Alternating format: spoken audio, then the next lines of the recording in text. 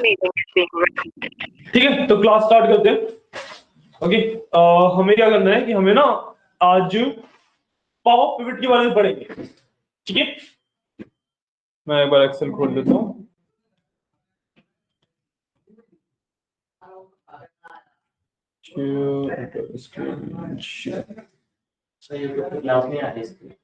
पास नहीं आ रही इसकी? अरे मनीष जी को बोलना। मैं देख रहा हूँ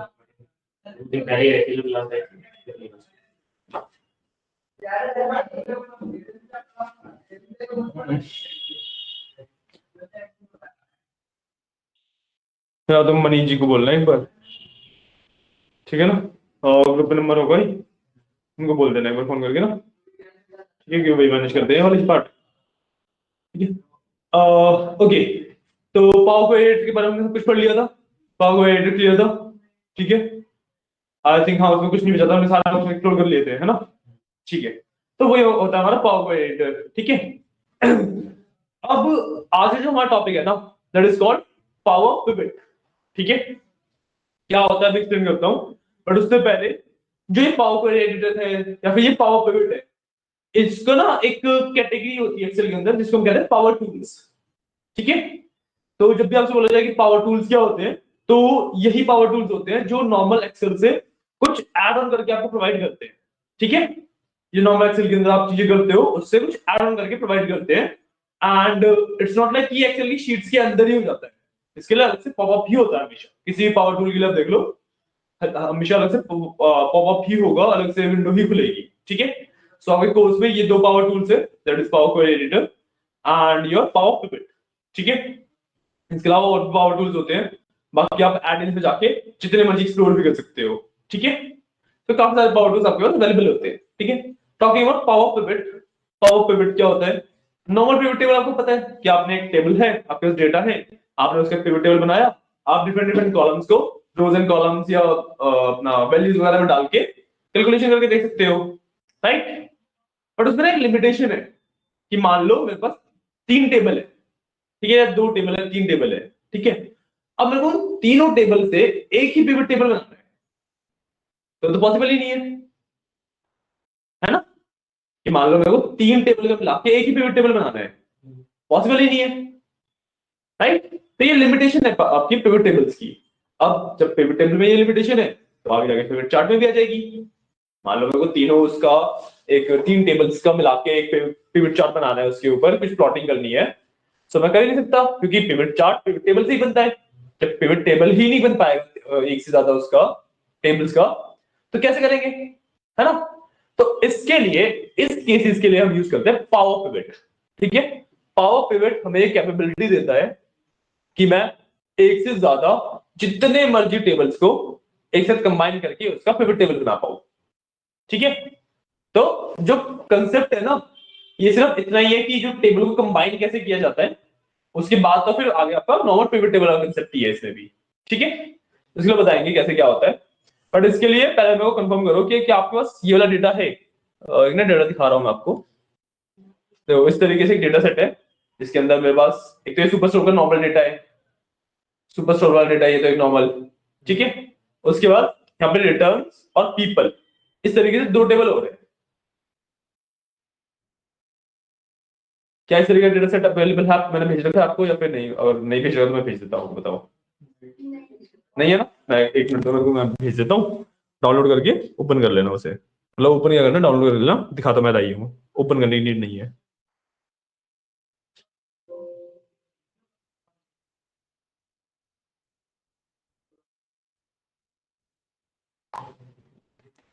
ठीक है, भेज दिया मैंने आपको, एक बार से ओपन कर लो।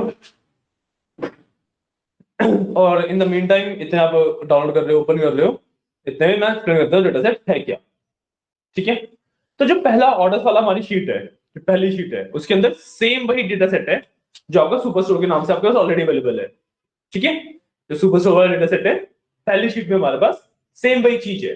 ठीक है, वही अपना 10,000 रोज है, उसी तरीके से order ID, order date, ship mode, customer ID, customer name, वही सब एग्जैक्टली सेम चीज। ठीक है, एडिशन क्या है? एडिशन आपकी ये दो शीट्स, ठीक है, एक रिटर्न्स की शीट है जिसके अंदर आपके पास दो कॉलम्स है, एक रिटर्न एंड एक ऑलरेडी। ठीक है, कि जो यहाँ पे ऑलरेडी मेंशन्ड है वो वाला जो आइटम परचेज हुआ था ना, मतलब कि वो रिटर्न हो गया। आप देखो यहाँ पे सारे में यस ही है, यहाँ पे उन सभी ऑलरेडी की एंट्रीज हैं जो कि मेरे को रिटर्न हो गए। सर आपने कौन सी मैच पे भेजा? 12 बजे वाले पे भेजा? हाँ 12 बजे वाले पे भेजा मैंने। मेरा अच्छा तुम हो नहीं 12 बजे वाले में, शिट रुको। तुम्हें ना तो मेरे को व्हाट्सएप पे हाई डाल दो, मैं तुम्हें डायरेक्टली भेज देता हूँ।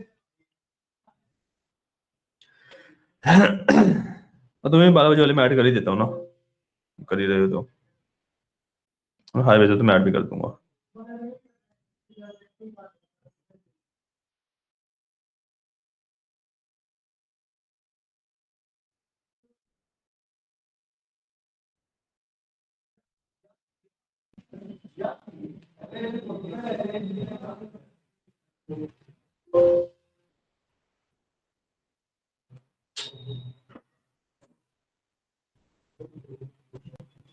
मैं एक ऐड कर दिया है और तुम्हें पर्सनली वो भेज भी देता हूँ।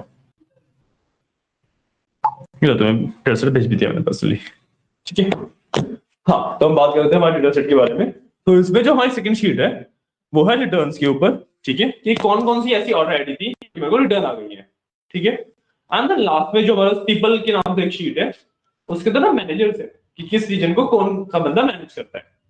ठीक है, तो यहाँ पे पर्सन एंड रीजन है कि मतलब वेस्ट को ये पर्सन मैनेज करता है, ईस्ट को ये पर्सन मैनेज करता है, सेंट्रल को ये पर्सन मैनेज करता है, एंड साउथ को ये पर्सन मैनेज करता है। एंड एज यू रिमेंबर हमारे डेटा सेट के अंदर नॉट है ही नहीं, हमारा मेन डेटा सेट है नहीं ऑर्डर्स वाला, इसके अंदर रीजन में नॉर्थ की एंट्री कहीं पे भी नहीं है। ठीक है ना, तो इस वजह से मैनेजर भी नहीं है नॉर्थ का कोई। क्लियर, तो इसको एक बार रेडी करो।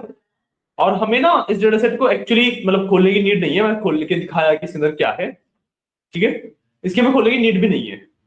ओके, तो मैं बंद कर देता हूं इसको, और नॉर्मली एक्सेल तो खोलना ही है मेरे को। एंड रिमेंबर कि जो अब हम करने वाले हैं ना, ये आप जो ऑलरेडी बिल्ड अप की शीट्स हैं, जैसे क्लासेस वाली शीट थी या जिसमें अब तक हम काम करते आए थे, उसमें पॉसिबल नहीं है। जो हम कर रहे हैं ये एक ना ब्लैक वर्कबुक में ही पॉसिबल है। ठीक है, जो आपको मतलब एक नई ब्लैक वर्कबुक ही बनानी पड़ेगी पावर पिवट को यूज करने के लिए। आप ऑलरेडी एग्जिस्टिंग वर्कबुक के अंदर पावर पिवट यूज नहीं कर सकते। ठीक है, तो मैं एक ब्लैक वर्कबुक ओपन कर लिया मैंने, यहाँ पे ब्लैक वर्कबुक ओपन कर लिया। ठीक है, कर लिया, डेटा सेट रेडी है और ब्लैक वर्कबुक ओपन हो गई है। ठीक है, अब इसमें सबसे पहले मेरे में तो पावर पिवट चलो यहाँ पे ऑन है, आपके में नहीं होगा, है ना, इसको ऑन करना पड़ेगा। ठीक है, क्योंकि पावर पिवट भी एक हमारा एड इन है। ठीक है, पावर पिवट भी हमारा एक एड इन है एंड एक्सेल के अंदर ये इंस्टॉल होता है ये भी। ठीक है, बस हमें इसे अनेबल करना है जैसे हमने सॉल्वर को अनेबल किया था। ठीक है ना, तो क्या करेंगे, फाइल्स में जाएंगे, ऑप्शंस में जाएंगे, ऑप्शंस में से एड इन्स में जाएंगे। ठीक है, एड इन में अब नीचे जो मैनेज लिखा हुआ है, एड इन खोला। विशाखा मैं थोड़ा तेज जा रहा हूँ क्या, है ना, कोई बात नहीं। मैं यहाँ से फाइल में गया, यहाँ से सबसे नीचे मेरे पास ऑप्शंस का एक लिखा हुआ ऑप्शंस, इस पे गया। इस तरीके से मेरे पास एक ही पैनल खुल जाता है। ठीक है, इसके अंदर मैं एड इन्स में जाऊंगा। ठीक है, लास्ट सेकंड ऑप्शन है एड इन्स, इस पे गया। ठीक है, अब यहाँ पे सबसे नीचे लिखा हुआ है मैनेज। ठीक है, सबसे नीचे मैनेज लिखा हुआ है, राइट। मैनेज के अंदर अभी एक्सेल एड इन लिखा हुआ है ना, मेरे को इसको रिप्लेस करके करना है कॉम एड इन, COM एड इन। ठीक है, इसको डिफरेंस बताता हूँ क्या है।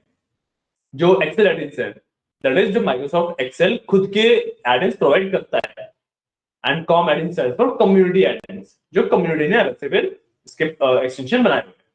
ठीक है, तो जो पावर पिवट है वो कम्युनिटी एक्सटेंशन है, माइक्रोसॉफ्ट ऑफिशियली उसको प्रोवाइड नहीं करता है। ठीक है, so I will go to COM add in and यहाँ पे आगे गो का ऑप्शन है, उस पर क्लिक कर दूंगा। यहाँ पे मेरे पास Microsoft Power Pivot for Excel दिख जाएगा, उसको टिक करके I will do okay.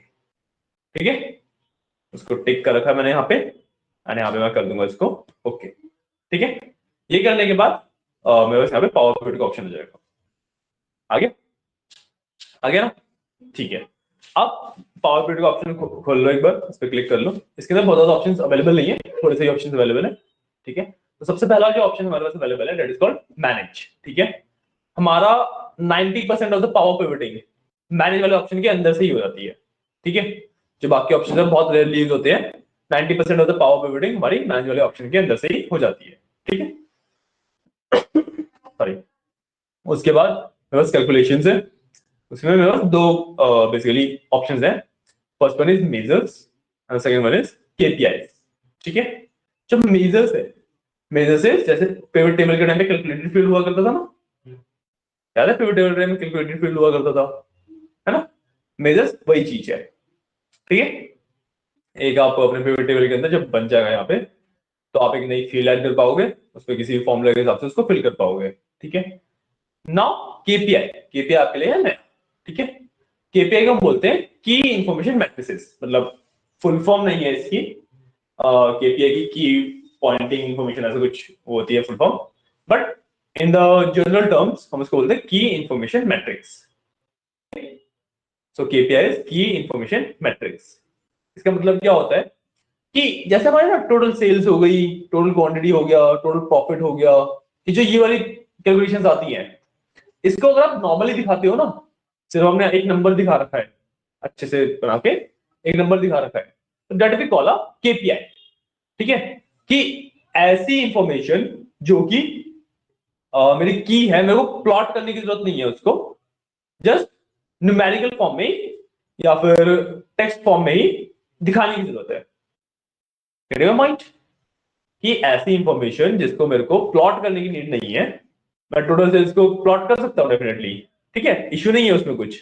But अगर मैं टोटल सेल्स को प्लॉट कर रहा हूँ किसी भी चीज के अगेंस्ट, तो केपीआई नहीं रहेगा फिर, ठीक है। टोटल सेल्स अपने आप में एक केपीआई है। अब मैं टोटल सेल्स को जस्ट किसी सेल के अंदर मैं टोटल सेल्स दिखा दी, तो मैं बोल सकता हूँ ये सेल मेरा केपीआई सेल है, मतलब इसके अंदर मेरी केपीआई इंफॉर्मेशन है, ठीक है। अभी थोड़ा सा कंसेप्ट थोड़ा सा लगेगा, बट जब आप पावर बीआई के अंदर जाओगे ना, डैशबोर्ड क्रिएशन करोगे प्रॉपर, तब ज्यादा अच्छे से समझ आएगा। एक्सेल के अंदर उस लेवल पे डैशबोर्ड क्रिएशन पॉसिबल नहीं हो पाती है, इसीलिए हम पावर बीआई का यूज भी करते हैं, ठीक है।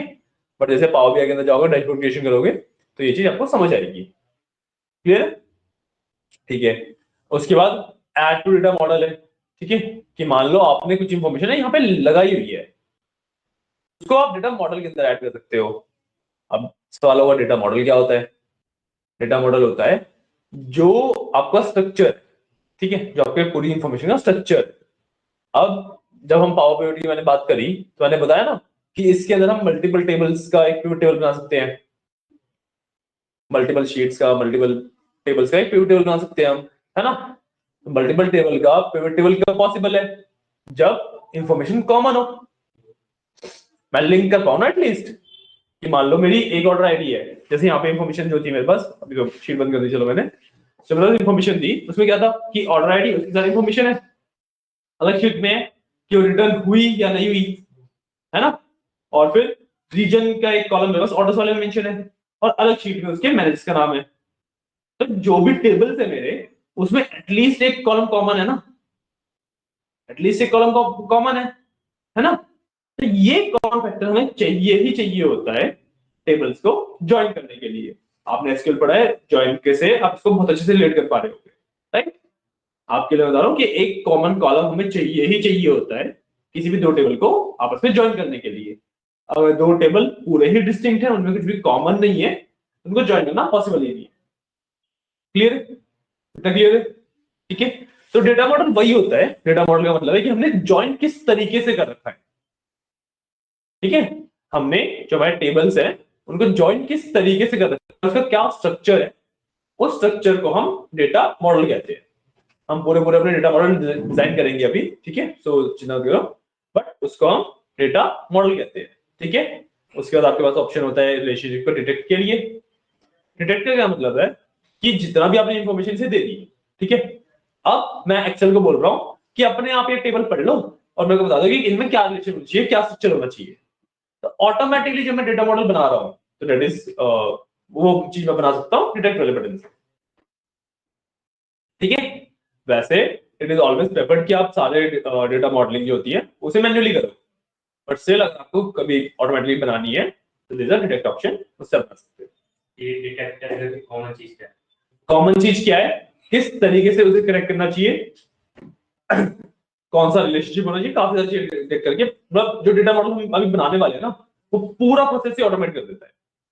ठीक है, हम तो मैन्युअली करेंगे, मैन्युअली करने से अच्छे से समझ आता है, ऑटोमेट कर दोगे तो समझ ही नहीं आएगा, है ना, तो वो करेंगे। ठीक है, और लास्ट में आपके पास सेटिंग्स, कुछ कॉमन सेटिंग्स होती हैं जिसके अंदर आप बहुत बेसिक इंफॉर्मेशन चेंज कर सकते हो, बहुत ज्यादा यूज होता नहीं है इस बटन का।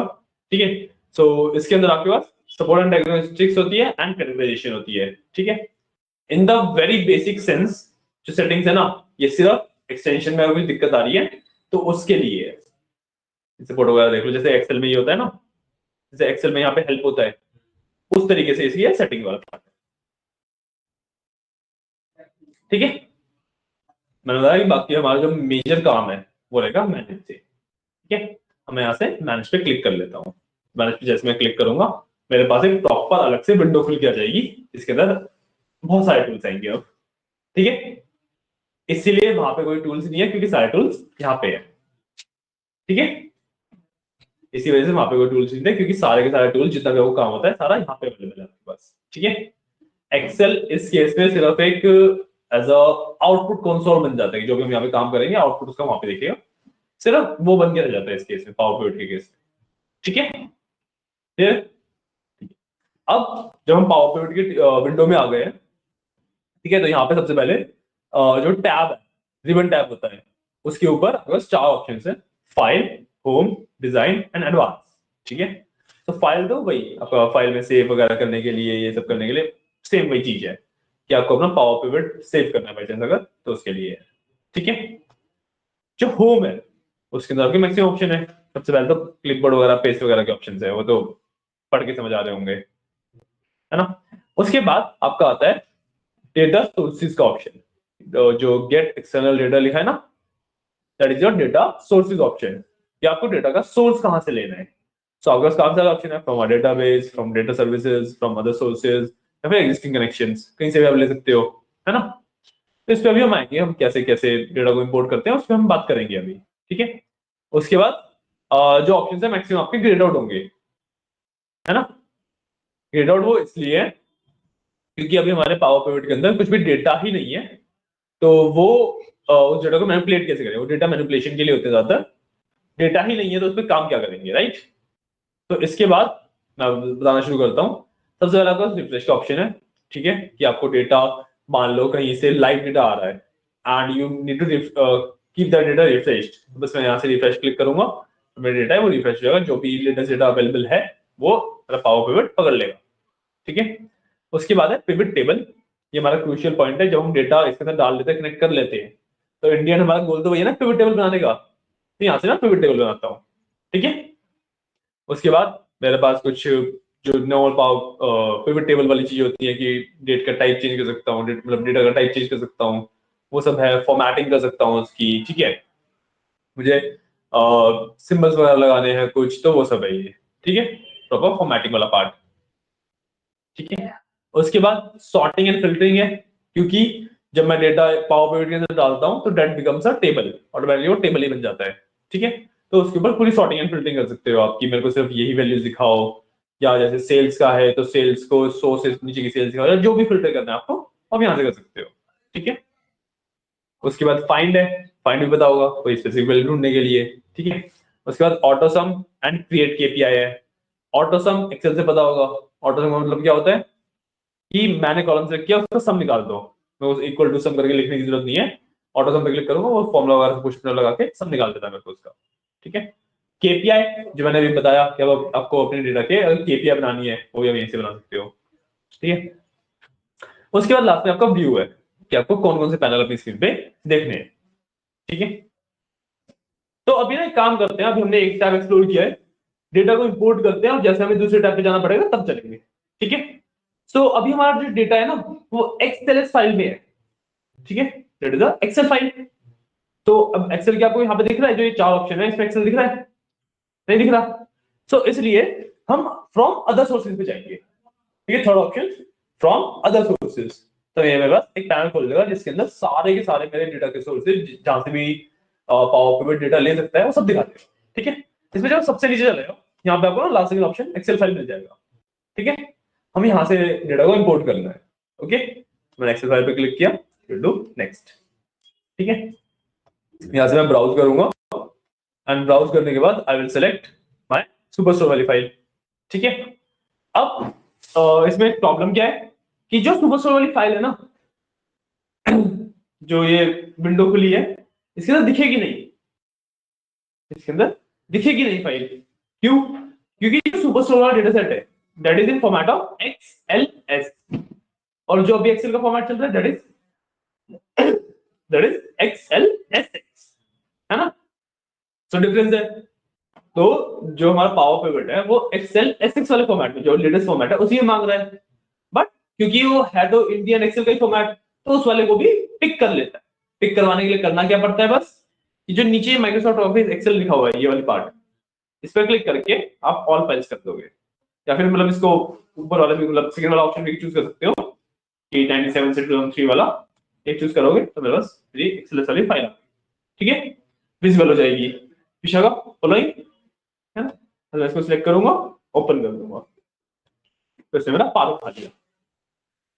ठीक है, अब क्योंकि मेरे टेबल के अंदर हेडर्स है, मतलब मेरे जो डेटा है उसमें फर्स्ट रो कॉलम के नाम है, तो मैं इस ऑप्शन को टिक कर दूंगा, use first row as column headers. ठीक है, फर्स्ट रो में जो भी नाम है वो मेरे कॉलम के नाम बन जाएंगे। क्लियर? इसके बाद सिंपली नेक्स्ट करो, ये आपको फाइल पढ़ के बता देगा उसके अंदर क्या क्या डेटा है। इस तरीके से आपको डेटा दिख जाएगा। दिखा? इसमें लिखा था file you have been chosen in use please close the file. तुमने डेटा सेट ओपन कर रखा है, उसे बंद करो ना। मैं बता रहा ना, इसको ओपन करने की नीड नहीं है, वो ओपन रखोगे तो यूज भी नहीं हो पाएगी। तुम ये काम करो, पानी लेके आ।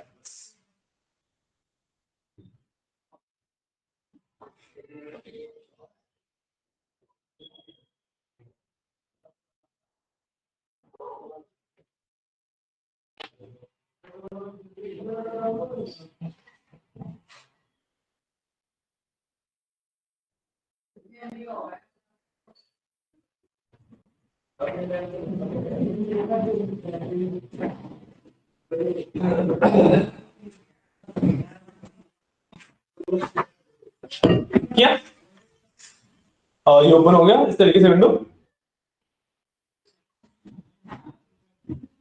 चलो टाइम ले लो, कोई इशू नहीं।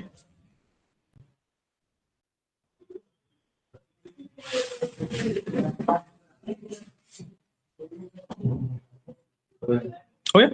ठीक है, तो इसके अंदर आप नोटिस करोगे कि 4 टेबल दिखा रहा है शीट में, तो मतलब 4 शीट दिखा रहा है, वह शीट तो 3 ही थी। हाँ, चौथी कहां से आई?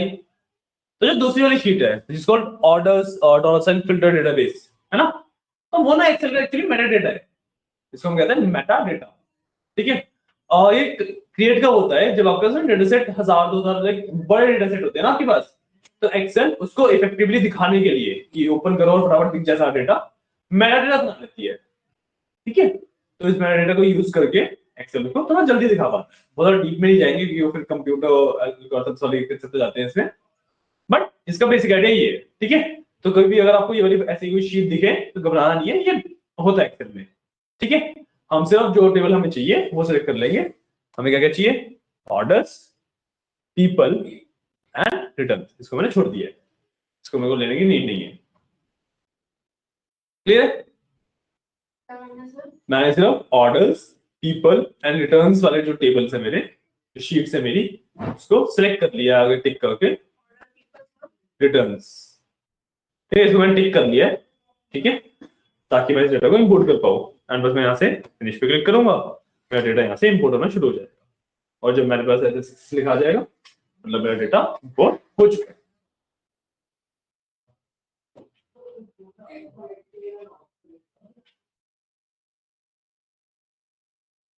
क्लियर?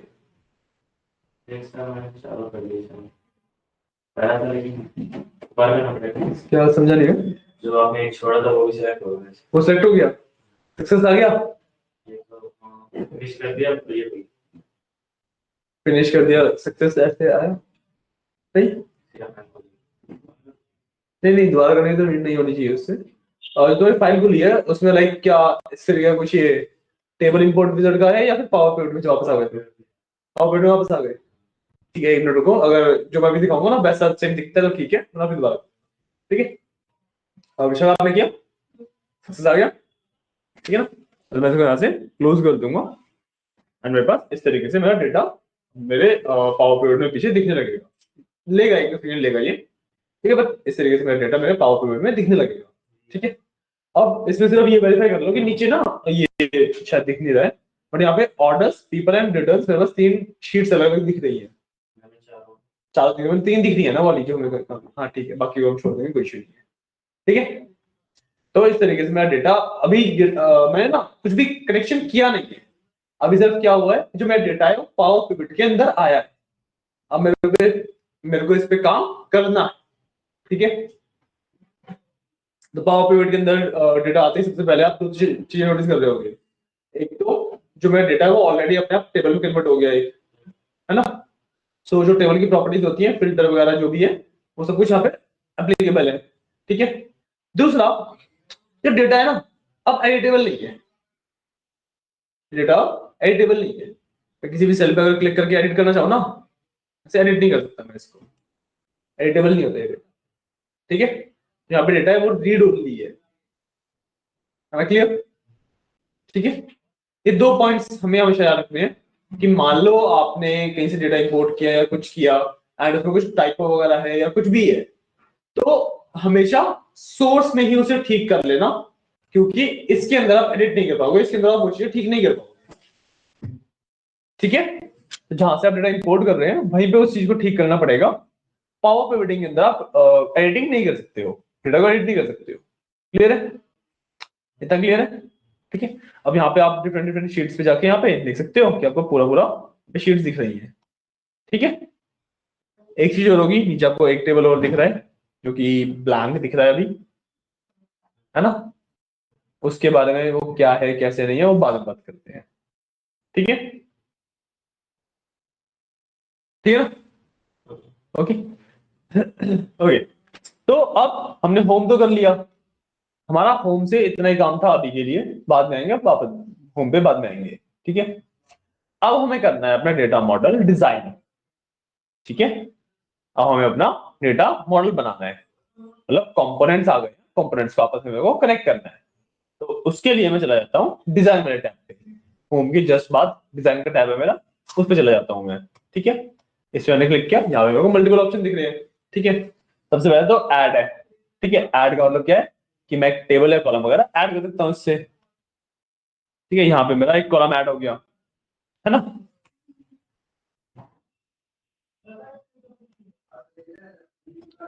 हाँ, मेरा एक कॉलम ऐड हो गया, बट रिमेंबर कि ये कॉलम ना रहता ही है, मतलब ये जब तक आप इसके अंदर कुछ डालते नहीं हो, यहाँ पे मैं इसका नाम डाल दे सकता हूँ, मैंने जैसे नाम दिया, तो अब ये मेरा कॉलम ऐड हो गया, प्रोसेस कर रहा है। अब ये मेरा कॉलम ऐड हो गया, जब तक मैं मतलब देखो ऐड कॉलम वापस आ गया, तो ना जब तक उसमें कुछ लिखूंगा नहीं, जब तक कुछ नहीं करूंगा, वो सिर्फ दिखाएगा ऐड कॉलम का ऑप्शन, बट वो कॉलम एक्चुअली एडिट नहीं है, ठीक है। तो इस कॉलम को मैं डिलीट ही कर देता हूँ, ठीक है। अगेन ये थोड़ा टाइम लगेगा एंड डिलीट भी हो गया मेरा, कोई इशू नहीं है, ठीक है। ऐड का बेसिकली मतलब वही था, ठीक है। उसके बाद है मेरा insert function and calculation options, ठीक है। ये भाई फॉर्मूलाज वगैरह पे आपको जब वर्क करना होगा तो तब की बात है, अभी के लिए छोड़ सकते हो इसे आराम से, ठीक है। कि मान लो आपने कोई कॉलम ऐड किया है, उसके अंदर आपको कोई फॉर्मूला से उसके बेसिस पे उसे फिल करना है, तो तब आप इनको यूज करते हो, ठीक है। उसके बाद आता है आपका द इंपॉर्टेंट स्टेप, सबसे ज्यादा इंपॉर्टेंट वाला part, which is called relationships, ठीक है। Which is called relationships, Vishakha समझ आ रहा है ना, समझ रहे हो, ठीक है। तो which is called relationships, okay.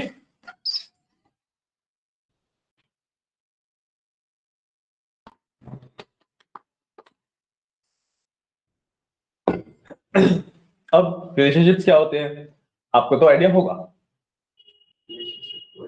1 to 1, 1 to many, ठीक है, आपको बता देते हैं। ठीक है, हमारे पास जो रिलेशनशिप होते हैं, 4 तरीके के रिलेशनशिप होते हैं।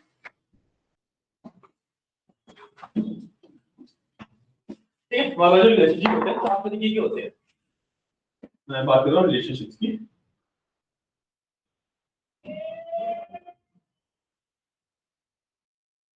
ठीक है, पहला इज माय 1 to 1।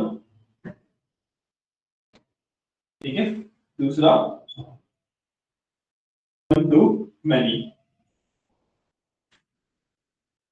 सॉरी, तीसरा many to 1,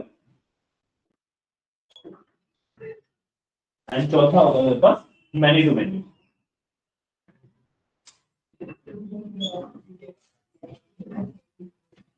ये रिलेशनशिप है ना, काफी इंपॉर्टेंट टॉपिक है। क्यों? क्योंकि चलो मैं इसके बारे में पढ़ रहे हो, एसक्यूएल में भी आएगा ये पावर बीआई में भी आएगा, ये फिर पाइथन में भी आएगा। अगर आप आगे मशीन लर्निंग डीप लर्निंग के लिए डीएस के लिए जा रहे हो, उसमें भी आता है, एआई में भी यूज होता है। ठीक है, काफी ज्यादा कोड अगर मैं टेक के कोड क्वेश्चंस में बात करूं ना, तो उसमें आता है ये वाला पार्ट। ठीक है, होता क्या है, अभी हम डेटा एनालिसिस के प्रोसेस से पढ़ रहे हैं, मतलब अलग अलग फील्ड में इसका अलग अलग कॉन्टेक्स्ट होता है। ठीक है, बट अभी हम डेटा एनालिसिस और मोर लाइक एक्सेल के कॉन्टेक्स्ट से पढ़ रहे हैं, तो उसके हिसाब से था। ठीक है, तो मेरे पास 2 टेबल। ठीक है, यहाँ पे है आईडी, यहाँ पे है नेम, यहाँ पे आईडी और एज। ठीक है, और यहाँ पे जैसे 2 आईडी लिखी हुई है, समथिंग समथिंग नेम लिखा हुआ है, 1 और 2 यहाँ पे लिखा हुआ है, यहाँ पे। ठीक है, तो इससे आपको पता लग रहा है कि जो 1 आईडी यहाँ पे उसका नेम ये है, तो अगर मेरे को इसकी एज जाननी है, मैं यहाँ पे 1 आईडी की एज देख लूंगा, है ना, मैं 1 आईडी की ही एज देख लूंगा। तो ये मेरा 1 to 1 है, मतलब एक एंट्री यहाँ पे एग्जिस्ट करेगी एंड उसके कॉरस्पॉन्डिंग एक ही एंट्री दूसरे टेबल में एग्जिस्ट करेगी।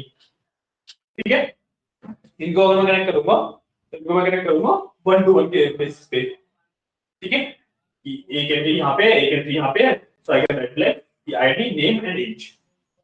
ठीक है, 1 to many।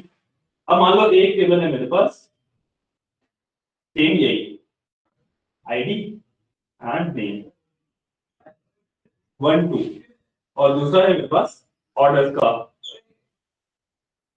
ठीक है, तो यहाँ पे ऑर्डर आईडी है, वो आईडी लिख दिया मैंने, यहाँ पे सीआईडी कस्टमर आईडी, एंड यहाँ पे प्रोडक्ट लिख दो, कुछ भी लिख लो। ठीक है, तो यहाँ पे 3 ऑर्डर किए, 1 2 3, 3 ऑर्डर हुए।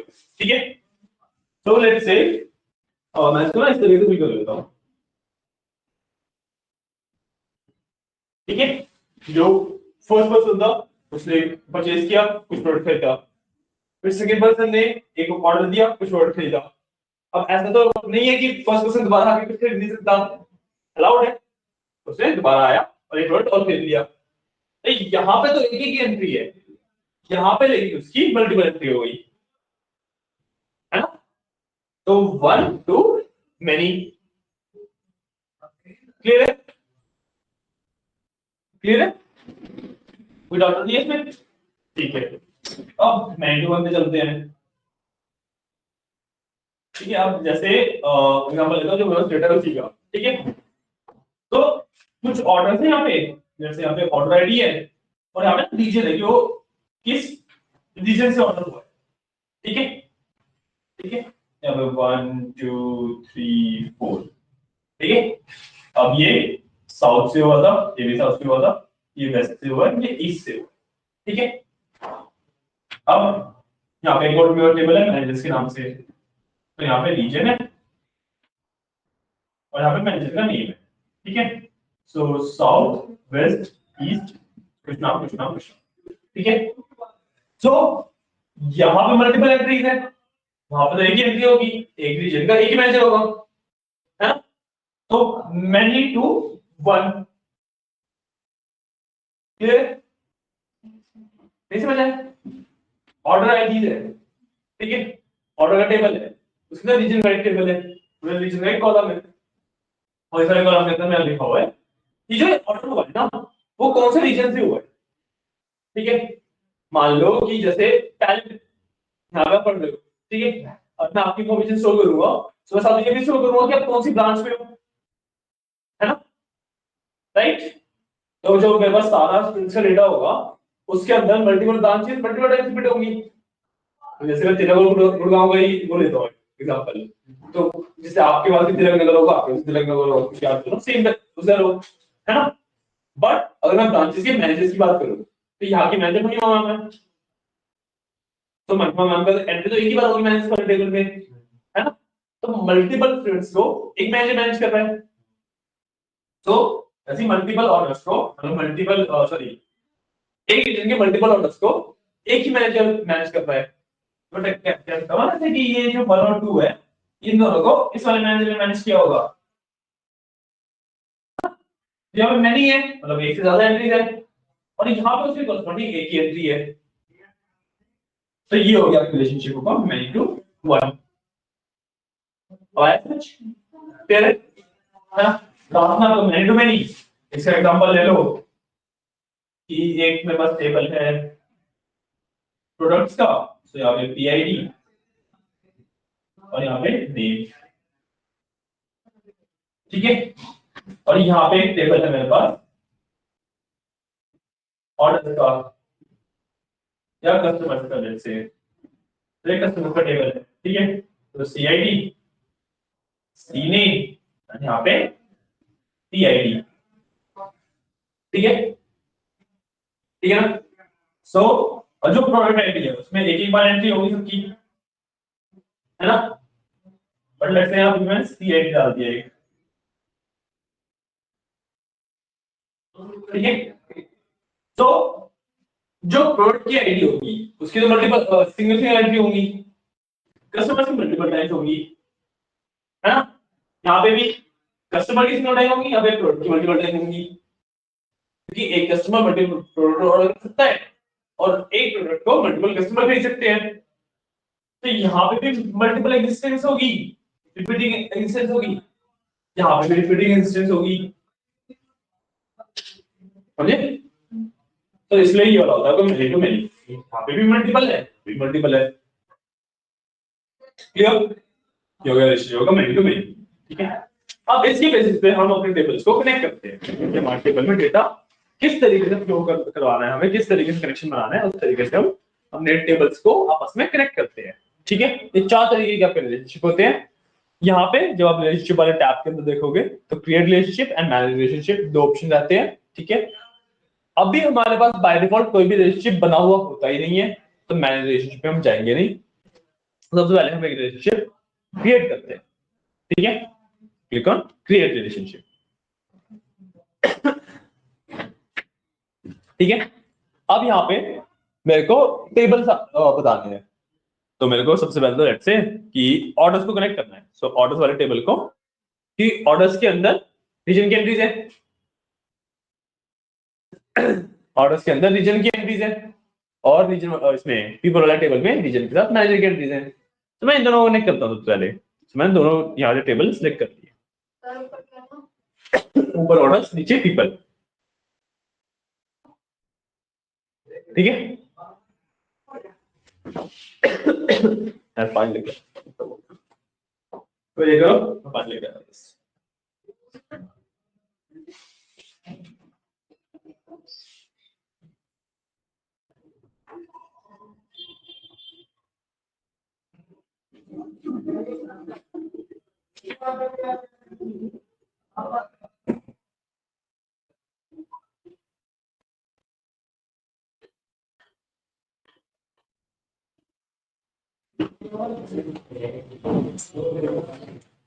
ठीक है, ठीक है क्या। अब मेरे को इनमें से कॉमन टेबल से कॉमन कॉलम सेलेक्ट करना है, ठीक है।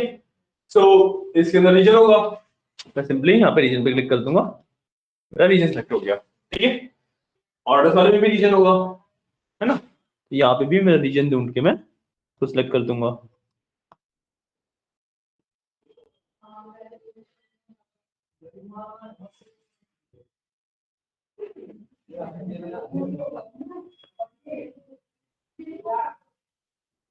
ये रीजन, ठीक है। यहाँ पे मैंने रीजन ढूंढ के रीजन सेलेक्ट कर दिया, कनेक्ट हो गए, ठीक है।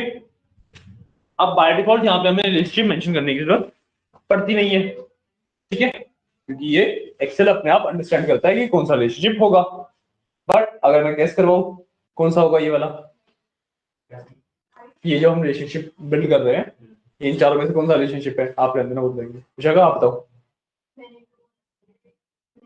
मैनी टू वन, ठीक है, एकदम सही। मैं इसको कर दूंगा ओके। डिफरेंस कुछ भी नहीं दिखेगा, बट कनेक्ट हो चुके हैं। ठीक है, डिफरेंस आपको कुछ भी नहीं दिखेगा अभी, आपको सेम चीजें सारी वैसी दिख रही हैं, है ना, सारी चीजें देखो सेम वैसी दिख रही हैं, बट कनेक्ट हो चुके हैं। ठीक है, सिमिलर तरीके से एक रिलेशनशिप और बिल्ड करूंगा मैं फॉर माय रिटर्न्स। ठीक है, सो ऑर्डर्स को कनेक्ट करूंगा मैं रिटर्न से, and order ID will be getting connected to order ID, तो ये order ID to order ID. ठीक है, इसको मैं कर दूंगा ओके।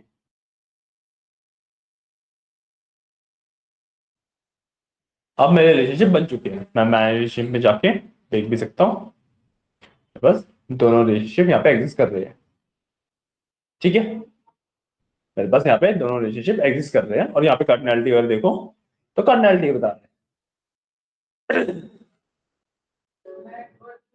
कार्डिनैलिटी बता रहे हैं, दोनों में मैनी टू वन है, क्योंकि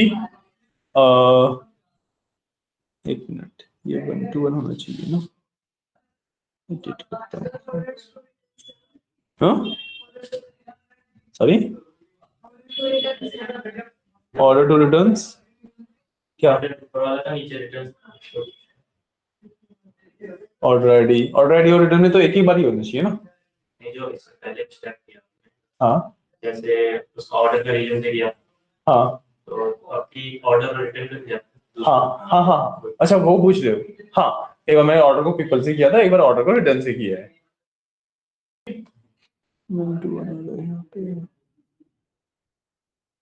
ओके, तो इसमें ना कुछ डुप्लीकेट्स होंगे फिर, जहां तक है, अगर मैनी टू बना रहा है ना यहाँ पे, इसमें डुप्लीकेट्स एग्जिस्ट कर रहे हैं फिर, क्योंकि पॉसिबल ही नहीं है ना कि या तो ऑर्डर आईडी, एक ऑर्डर आईडी पे दो ऑर्डर जाना पॉसिबल नहीं है, एक ऑर्डर आईडी पे दो रिटर्न आना पॉसिबल नहीं है, एक ऑर्डर आईडी पे एक ही ऑर्डर जाएगा एक ही रिटर्न आएगा, तो मोस्ट ऑफ यहाँ पे डुप्लीकेट्स एग्जिस्ट कर रहे हैं। ठीक है, तो वो फिर आपको डुप्लीकेटेड रिमूव वगैरह करके वैसे करना पड़ेगा, अभी के लिए स्किप करते हैं। ठीक है, ठीक है ना, अभी के लिए स्किप करते हैं, तो क्लोज करते हैं, मेरा रिलेशनशिप बन चुके हैं। ठीक है, उसके बाद मेरे पास है टेबल प्रॉपर्टीज, इस टेबल की कुछ प्रॉपर्टीज दिख जाएंगी मेरे को, बस आप बहुत ज्यादा कुछ कर सकते हो नहीं आप इसमें, टेबल का नाम वगैरह चेंज कर सकते हो बस। ठीक है, डेटा आप यहाँ पे एडिट नहीं कर सकते हैं। ठीक है, तो ये देख सकते हो यहाँ से आप। उसके बाद मार्कर्स डेट टेबल। ठीक है, यह जो कंसेप्ट है पावर बीआई में अगेन आता है ये, बट कई सारे टेबल हमारे पास ऐसे होते हैं जो कि सिर्फ डेट एंड टाइम की इंफॉर्मेशन ही स्टोर करते हैं। मतलब कई सारे टेबल्स कैसे होंगे कि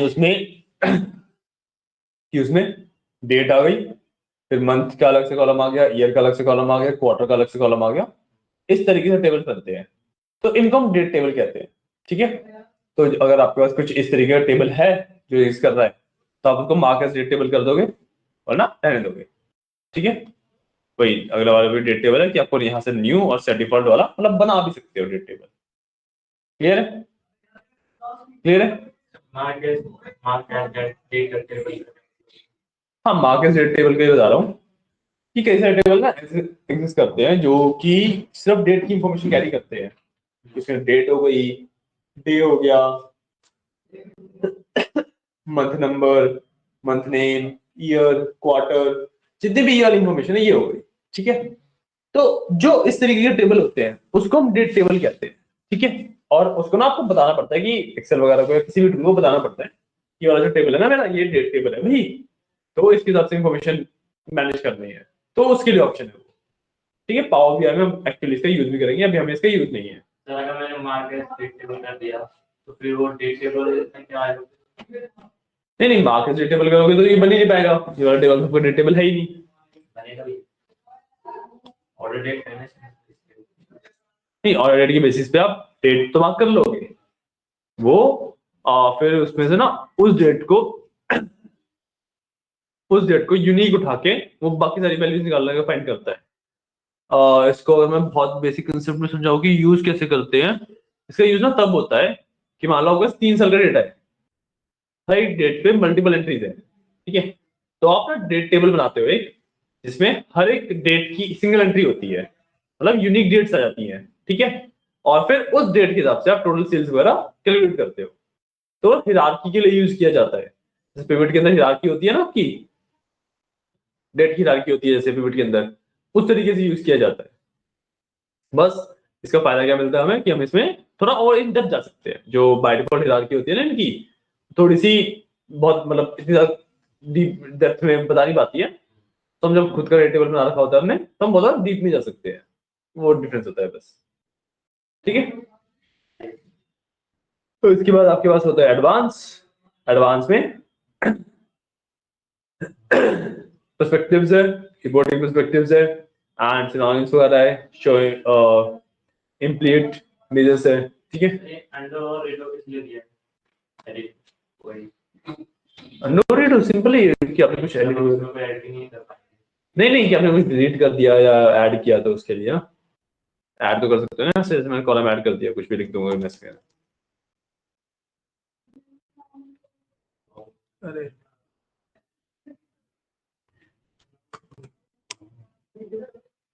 कॉलम पर नेम देना है, कुछ भी लिख दिया, ठीक है। अच्छा ठीक है। अब देखो ये हो गया, मैं यहाँ से अंडू आ गया, मैं अंडू कर सकता हूँ, चला जाए, ठीक है। ये होता है अंडू रीडू। अब मैं जैसे अंडू किया है, कोई चीज चली गई है तो यहाँ पे रीडू मेरा हाईलाइट हो गया, है ना। भाई जैसे कंट्रोल जेड वगैरह होता है इसी तरीके से है ये, ठीक है। एडवांस में जाओगे तो ये कुछ आपके एडवांस ऑप्शन हो जाते हैं कि आपको मतलब और इन डेप्थ रिसर्च करनी है, तो क्योंकि आप पावर पॉइंट में हो तो ऑलरेडी काफी ज्यादा इन डेप्थ में रिसर्च कर रहे हो आप, बट आपको और ज्यादा इन डेप्थ जाना है तो उसके लिए होता है, ठीक है। तो इसमें आपके पास पर्सपेक्टिव्स आते हैं सबसे पहले, कि आप किस एंगल से अपने डेटा को देख रहे हो, और वो 3D विजुअलाइजेशन हो जाती है फिर, ठीक है। इसमें ना मैट्रिसेस के कंसेप्ट आते हैं, मैथ्स वाला पार्ट है, जो ये वाला पार्ट है इसको डिस्क्रिप्टिव रिसर्च के टाइम पे करते हैं, ठीक है। तो इतना ज्यादा अभी डीप में नहीं जाएंगे, क्योंकि एक्सेल में इतनी ज्यादा डीप में कहीं पे कुछ नहीं रिक्वायरमेंट होती है, ठीक है ना। डिजाइन पे आते हैं, हमने हमारा जितना भी करेक्शंस थे वो बिल्ड कर लिए, ठीक है। तो होम में आके I can go to pivot tables, ठीक है। यहाँ पे क्लिक करूंगा, यहाँ से मैं अपने पिवट टेबल बना सकता हूँ, ठीक है। तो मैं ना सिंपल पिवट टेबल खोल लेता हूँ, काम करता हूँ, instead of creating a pivot table खोल लेता हूँ। सो अब एग्जिस्टिंग वर्कशीट एंड इसी वाली वर्कशीट पे मैं अपना पिवट टेबल ऐड कर दूंगा। सर होम से क्या है? होम में पिवट टेबल होता है, हाँ हाँ वहीं से नॉर्मली मैंने पिवट टेबल पे क्लिक किया, और यहाँ पे मैंने एग्जिस्टिंग वर्कशीट सेलेक्ट करी, जिस भी सेल में वो चाहिए वो सिलेक्ट किया, ओके कर दिया, बस पिवट टेबल आ गया, ठीक है।